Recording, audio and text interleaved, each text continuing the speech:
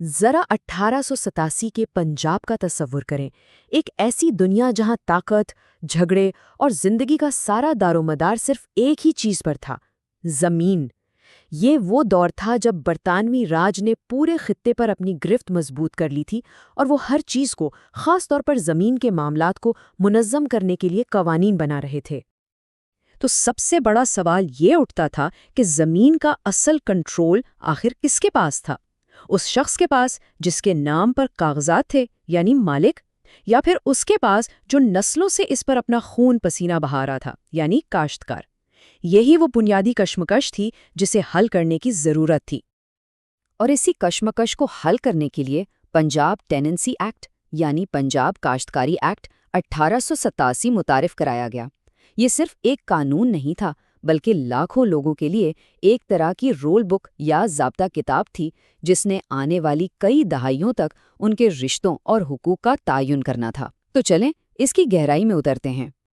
تو سب سے پہلے دیکھتے ہیں کہ اس ایکٹ نے زمین کی دنیا کے دو سب سے اہم کھلاڑیوں یعنی مالک اور کاشتکار کے کرداروں کو کیسے واضح کیا۔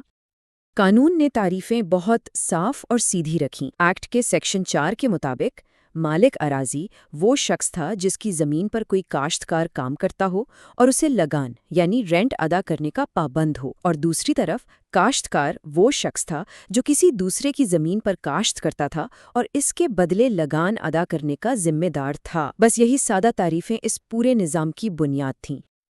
اب آتے ہیں اس ایکٹ کے سب سے اہم اور سب سے طاقتور تصور کی طرف۔ یہ ایک خاص حیثیت تھی جس نے کاشتکاروں کو زبردست تحفظ دیا، جسے حق موروثی یا رائٹ آف آکیوپنسی کہا جاتا تھا۔ تو آخر یہ حق کے موروثی تھا کیا؟ دیکھیے، یہ عام کرایہ داری سے بہت آگے کی چیز تھی۔ یہ ایک بہت ہی طاقتور حق تھا جو وراثت میں بھی منتقل ہو سکتا تھا۔ اس حق کے تحت کاشتکار زمین پر قبضہ رکھ سکتا تھا، کاشتکاری کر سکتا تھا، اور اسے بے دخلی کے خلاف بہت مضبوط تحفظ حاصل تھا۔ سمجھ لیں کہ یہ تقریباً آدھی ملکیت جیسا تھا۔ لیکن یہ حق ہر کسی کو نہیں مل سکتا تھا۔ ایکٹ کے سیکشن 5 نے اس کو حاصل کرنے کے 4 خاص راستے بتائے۔ پہلا تھا خاندانی وراثت، یعنی اگر کسی خاندان کی 2 نسلیں کم از کم 20 سال تک صرف سرکاری مالیہ ادا کرتے ہوئے زمین پر قابض رہی ہوں۔ دوسرا، سابقہ مالک، اگر کوئی شخص پہلے زمین کا مالک تھا اور ملکیت کھونے کے بعد بھی مسلسل اس پر کاشت کرتا رہا ہو۔ تیسرا، اصل آبادکار، جسے گاؤں کے بانی نے ہی بطور کاشتکار آباد کیا ہو اور وہ تب سے مسلسل وہاں ہو۔ اور چوتھا راستہ جاگیردار کا تھا، یعنی اگر کوئی مقامی ریونیو کلیکٹر کم از کم 20 سال تک خود اس زمین پر کاشتکاری کرتا رہا ہو۔ اور یہ نقطہ بہت اہم ہے۔ سیکشن 9 نے بالکل واضح کر دیا کہ صرف وقت گزرنے سے، یعنی محض لمبے عرصے تک زمین پر کام کرنے سے یہ حق نہیں مل سکتا تھا۔ اس کے لیے ان 4 شرائط میں سے کسی ایک کو پورا کرنا لازمی تھا، جس کی وجہ سے یہ ایک بہت ہی خاص حیثیت بن گئی۔ اچھا، حقوق کی بات تو ہو گئی، لیکن کاشتکار کی بنیادی ذمہ داری کیا تھی؟ ظاہر ہے لگان کی ادائیگی۔ تو آئیے دیکھتے ہیں کہ لگان کیسے ادا کیا جاتا تھا۔ لگان دینے کے 2 بڑے طریقے تھے۔ پہلا تھا لگان بصورت پیداوار، جسے ہم بٹائی بھی کہتے ہیں۔ اس میں مالک کو فصل کا ایک طے شدہ حصہ ملتا تھا۔ اس کا مطلب یہ تھا کہ فصل اچھی ہو یا بری، نفع نقصان دونوں کا تھا۔ دوسرا طریقہ تھا لگان بصورت نقد۔ اس میں کاشتکار ایک فکسڈ رقم ادا کرتا تھا، چاہے فصل کیسی بھی ہو۔ اس میں سارا رسک کاشتکار کا ہوتا تھا۔ اور اگر لگان پر کوئی جھگڑا ہو جائے تو یہ کوئی ذاتی معاملہ نہیں رہتا تھا۔ سیکشن 17 کے تحت حکومت بیچ میں آتی تھی۔ ایک ریونیو آفیسر کو ایک ریفری کی طرح مقرر کیا جا سکتا تھا جو ان جھگڑوں کو حل کرتا۔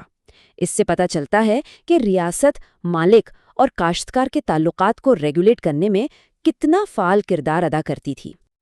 تو اتنا مضبوط حق ملنے کے باوجود کیا کوئی ایسا طریقہ تھا کہ زمین ہاتھ سے نکل جائے؟ بالکل تھا۔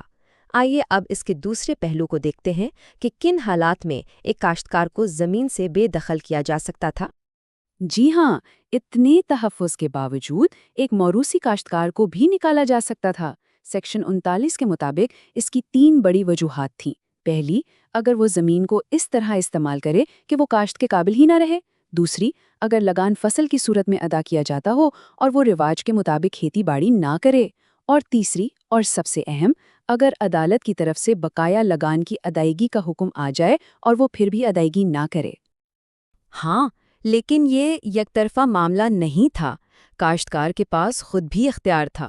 سیکشن 36 کے مطابق وہ اپنی مرضی سے مالک کو باقاعدہ طور پر دستبرداری کا نوٹس دے کر کاشتکاری چھوڑ سکتا تھا۔ اور اب ہم اس کہانی کے سب سے ڈراماٹک اور غیر متوقع موڑ پر پہنچ گئے ہیں، وہ لمحہ جب موروثی کاشتکار کی قسمت ہمیشہ کے لیے بدلنے والی تھی۔ اس سفر کو وقت کے حساب سے دیکھتے ہیں۔ 1887 میں پنجاب ٹیننسی ایکٹ نے حق موروثی بنایا، جس سے کاشتکاروں کو بے مثال تحفظ ملا۔ پھر تقریباً 65 سال تک مالکان اور ان محفوظ کاشتکاروں کا یہ نظام پورے خطے کی دیہی زندگی پر چھایا رہا۔ اور پھر آیا 1952۔ آزادی کے بعد ایک ایسی انقلابی ترمیم آئی جس نے سب کچھ بدل کر رکھ دیا۔ یہ اس کہانی کا کلائمیکس ہے۔ پنجاب ٹیننسی ترمیمی ایکٹ 1952 کے سیکشن 114 میں درج یہ الفاظ فیصلہ کن تھے: موجودہ موروثی حقوق ختم کر دیے جائیں گے۔ بس ایک قانونی جھٹکے میں وہ تمام حقوق جو 1887 کے ایکٹ نے بنائے تھے ختم کر دیے گئے۔ اور اس کا نتیجہ؟ زبردست! کاشتکار اپنی زمینوں کے مالک بن گئے۔